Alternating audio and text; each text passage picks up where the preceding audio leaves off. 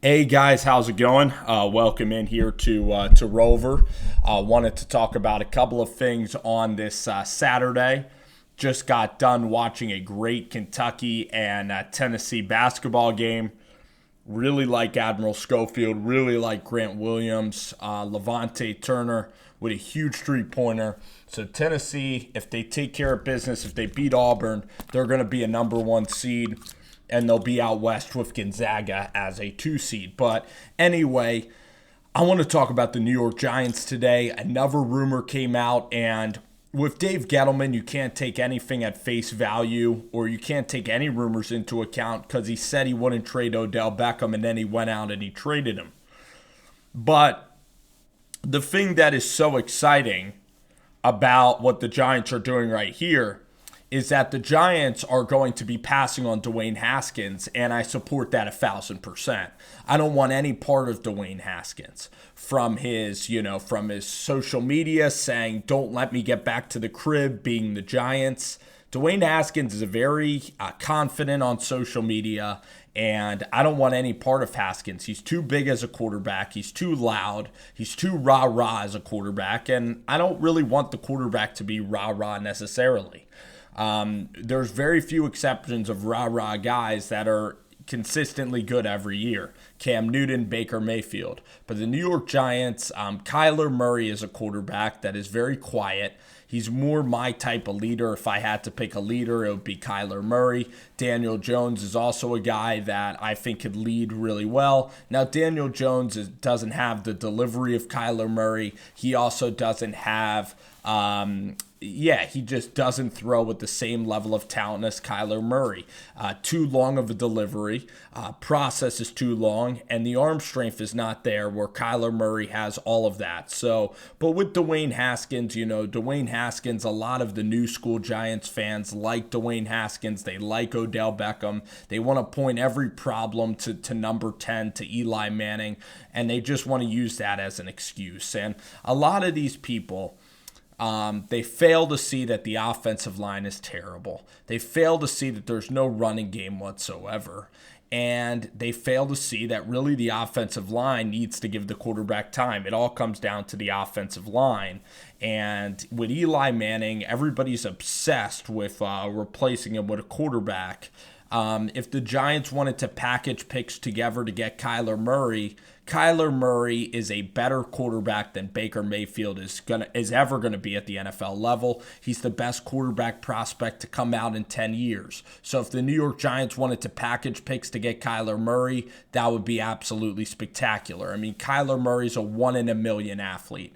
When you watch Kyler Murray got drafted in baseball first round, football first round. He's 55-0 in high school. The guy, just athletes like him are 1 in a million in terms of his accomplishments, in terms of his poise.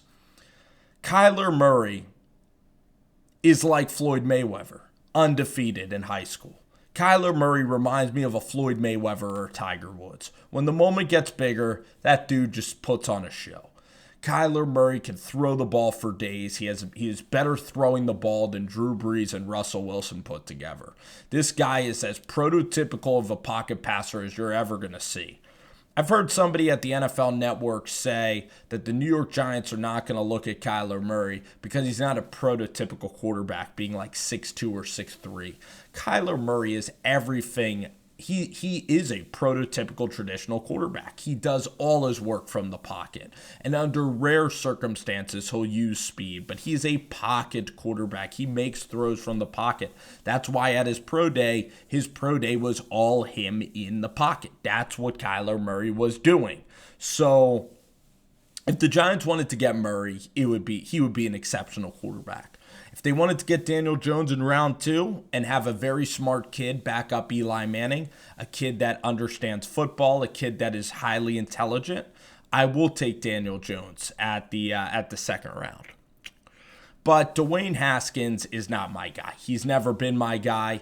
If Dave Gettleman selects Dwayne Haskins, I'll say, Dave, what are you doing? You just shipped out Odell Beckham, for being loud, for being on social media, for subtweeting stuff. And Dwayne Haskins is exactly that character on social media. He's tweeting stuff. He's subtweeting. He's very cocky. He thinks he's the best. I could predict that I don't think he's going to be the best teammate to lead. That's just my prediction. Now, it might be wrong. I don't know Dwayne Haskins, just like the people defending Odell Beckham don't know that Odell Beckham was a good teammate. They say, Rover, why do you think Odell was a cancer in the locker room? And I say because, of the kicking net, because of his body language on the sidelines, because I went to the games and there was no effort or juice around the football team. And then they say, well, Rover, you weren't in the locker room. Odell Beckham's teammates loved him. How do you know that? How do you know that? Just because somebody might send out a tweet supporting Odell Beckham means absolutely nothing. Twitter isn't real life. Neither are these Twitter tough guy Giants fans that are feeling sorry for themselves because they're not New York Giants, because Odell Beckham is gone. The new wave of Giants fans loves to hate Eli Manning, and they love to support Odell Beckham, and they love to support Dwayne Haskins. And they asked Dwayne Haskins to come in and save the franchise, when really Eli Manning has won 2 championships with this franchise. He's led this franchise to multiple playoff appearances, and he's on the Mount Rushmore of Giants. So if you don't like Giants football, or if you don't like Eli Manning, then I don't think you probably just don't like Giants football. You're probably just a bandwagon Giants fan that just came through for the last couple of years. Because Eli Manning is everything about Giants football. He's the ultimate underdog. He was counted out his entire life. Okay, he was always known as little brother to Peyton Manning. He was always known as a guy that wasn't going to be there, wasn't going to rise to the occasion, a guy that could have been cut, could have been possibly released going into his 3rd or 4th year, and then he went on the magical Super Bowl run, and now he's been here ever since. And I love seeing Eli Manning play the position because I know what the magic of Eli is like, and the magic of Eli was there in Carolina. The magic of Eli was there against the San Francisco 49ers. The magic of Eli showed up in Indianapolis, showed up in Washington, D.C. last year. So, you could just blame all the problems about the quarterback, but the New York Giants, this whole wave of Dwayne Haskins' new school love is just so stupid. It's just people just getting obsessed with Dwayne Haskins because he sent out a tweet, saying he'd love to play for the Giants. And these guys on social media, they just live there all day long.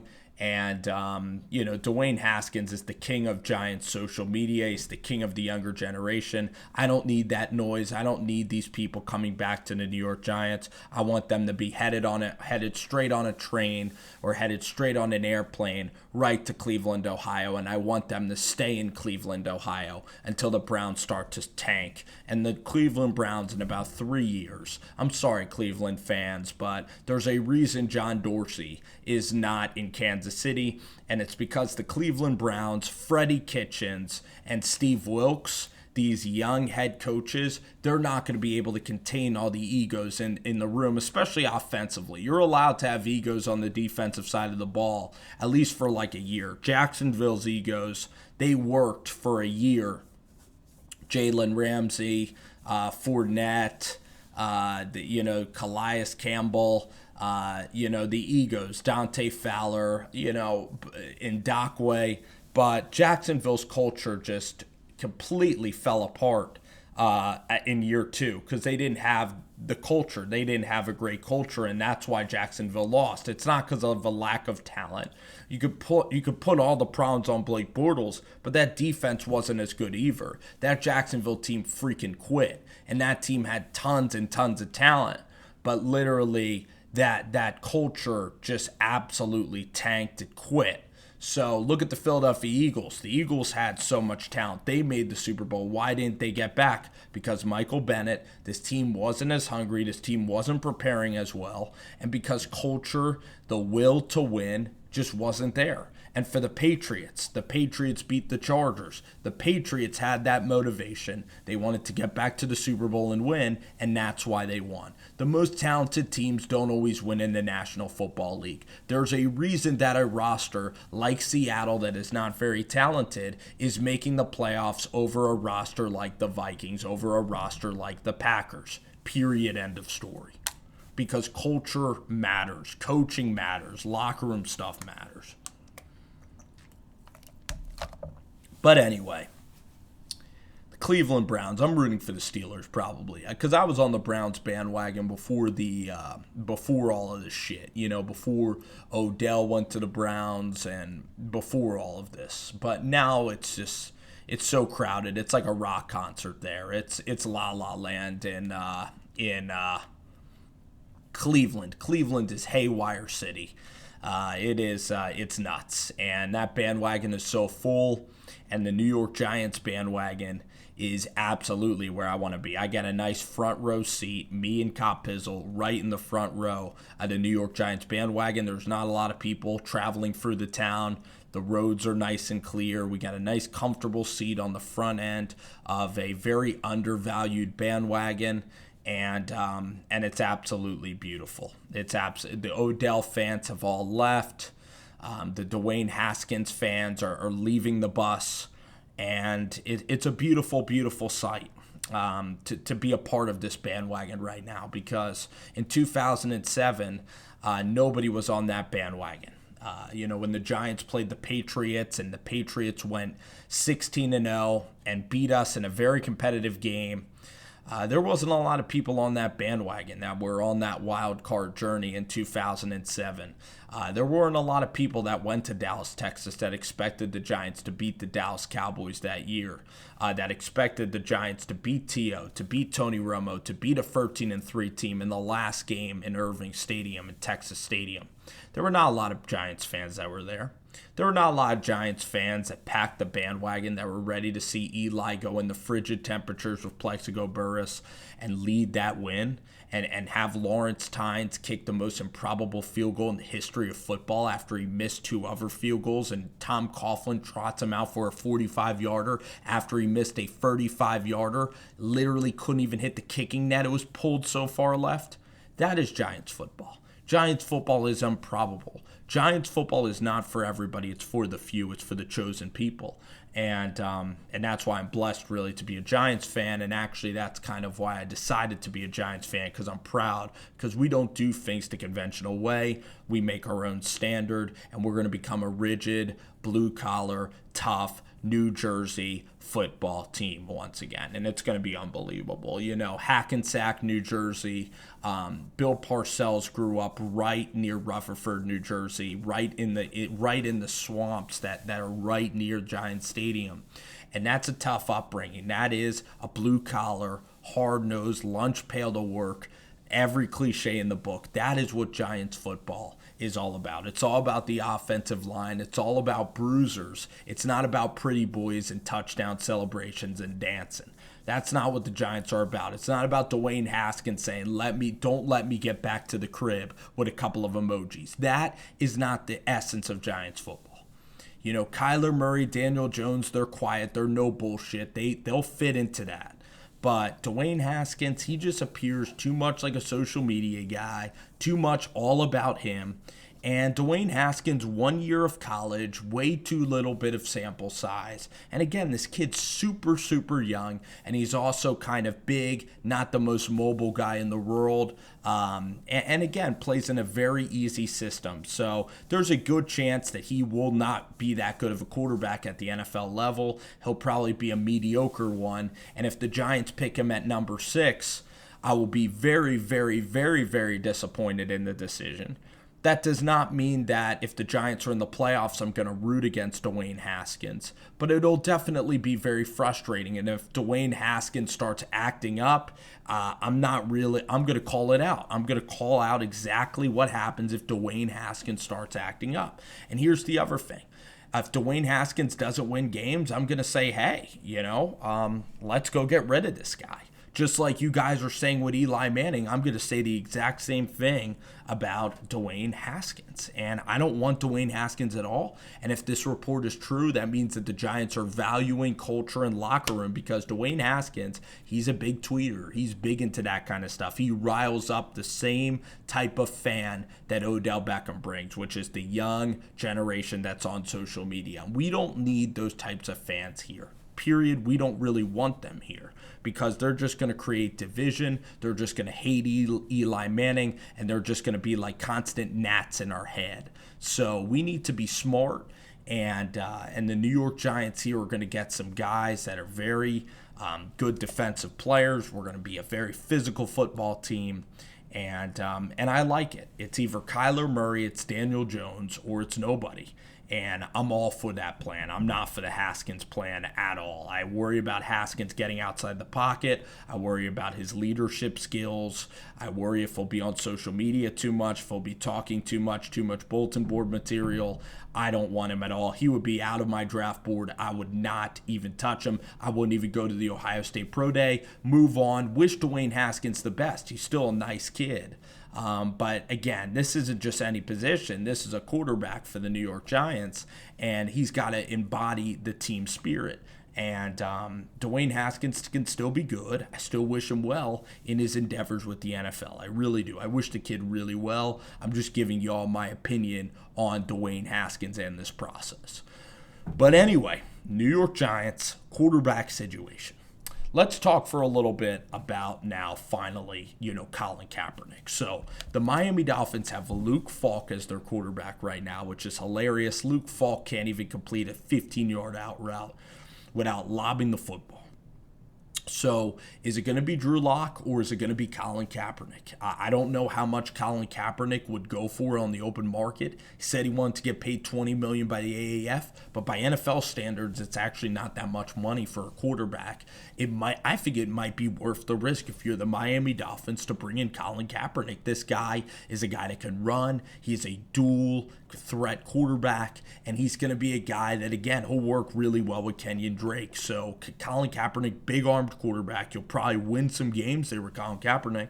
And having Kaepernick in the NFL again, it's going to help my film reviews. A lot of people are interested. This guy hasn't played football in a while, since he was with Chip Kelly, who was a brutally terrible NFL coach. A lot of players failed under Chip Kelly in that regime. The 49ers were a mess when Colin Kaepernick was there. So Cap going to the Miami Dolphins would be a very interesting fit. He'd be the favorite. He would win the job, probably, most definitely. And it would be very interesting to see Colin Kaepernick back in the NFL again. So maybe he'll go to the Miami Dolphins. I think that that's a reasonable destination. The Dolphins don't have any quarterbacks on the market right now. Other news, Tyreek Hill. We're still trying to gather the facts on Tyreek Hill. Clay Matthews. Where will Clay Matthews go? Where will Nick Perry go? Cassius Marsh has also been released. And where are those free agents going to go? We're going to see. March Madness is going to be beginning tomorrow. The brackets are going to be released. Tomorrow at 6 o'clock on CBS. It's going to be a fun Selection Sunday show. Tennessee with an amazing win over Kentucky today. Kansas is surging. I believe they're going to kill Iowa State today. That's my one big pick. I think that Duke wins the ACC. I think Tennessee's going to win in Nashville, and they're going to beat Auburn. Jared Harper is an amazing point guard, though, for the Auburn Tigers. And I can't wait to talk bracket with you guys next week, because we're going to preview all the regions. We're going to do all the regional predictions. And then you know what we're going to do? We're even going to fill out a live bracket here on Rover Sports. It's going to be a really good time. So I wanted to get this video up. I wanted to talk about Dwayne Haskins. I wanted to talk about the rumor today about Dwayne Haskins not being a New York Giant. Again, it doesn't mean anything, because knowing Dave Gettleman's track record, it means that the Giants probably love Dwayne Haskins. But I would not go Haskins. I agree with the Giants here on this assessment, and that is that. Thank you guys so much for tuning in. I really appreciate y'all coming and y'all watching the show. So take care, guys. Bye.